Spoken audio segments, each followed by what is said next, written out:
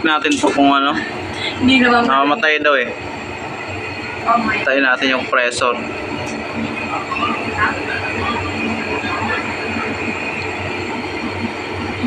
Parang tapos siya sa ano, kuryente. Pero ano, damig. Malamig. Ayun, oh. Agad. Damig. Hindi naman gaano lamig siya. I mean, lumalamig na literal siya. Sige. Namamatay ka tayo.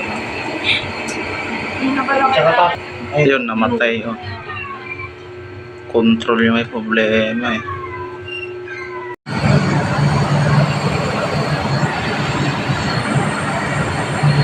mamatay. Pumipitik ng relay. Yun, gumana ng pressure. Uy, namatay.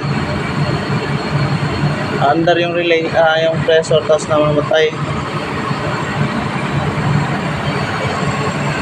Under saglit yung compressor, tapos namamatay. Ibig sabihin, may problema yung relay.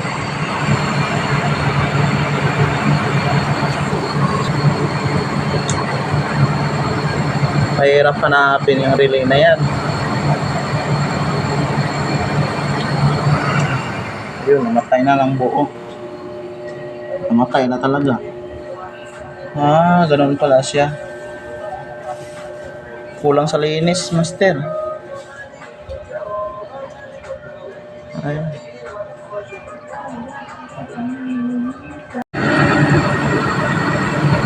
Yan, kasalukuyan nating tino-troubleshoot to.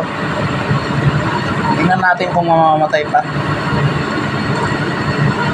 Ano lang siya, mga 3 minutes. Pagka under yung compressor saglit, tapos mamamatay. Magka-cut off.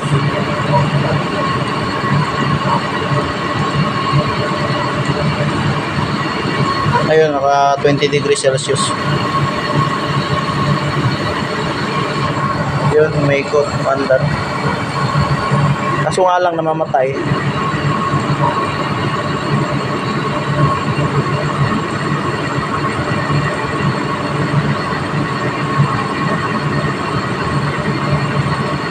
Six month yung papalinis naman. Every 6 months.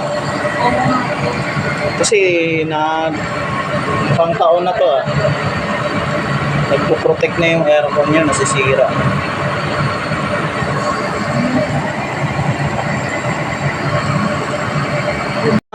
Namamatay kanina. Kasi itong extension hindi na lumuluwag naman. Hindi yan yung dahilan. Nasira yung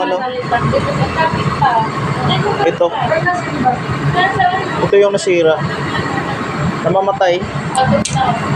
Ayan, hindi na siya namatay kanina, saglit lang mabuhay. Okay na, tuloy na. Ibig sabihin yun yung sila transformer lang. Okay na, mag-undergo pa rin ang observation, ma'am, as what I've said. English na ako. Okay na. Ayan, ni-observe na natin mga 2 minutes na ata. Ngayon, sukatan natin ng lamig. Kasi kanina wala talagang lamig eh.